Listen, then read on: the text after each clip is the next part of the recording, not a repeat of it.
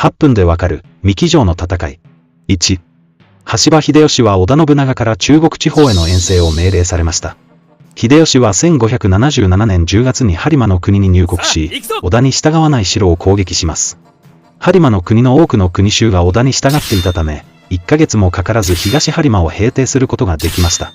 秀吉は播磨の国だけではなく田島の国にも侵攻します。天空の城として有名な武田城を攻略して、そこに羽柴秀長を入れました。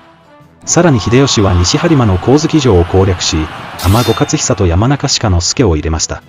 ここまでの中国地方遠征は順調でした。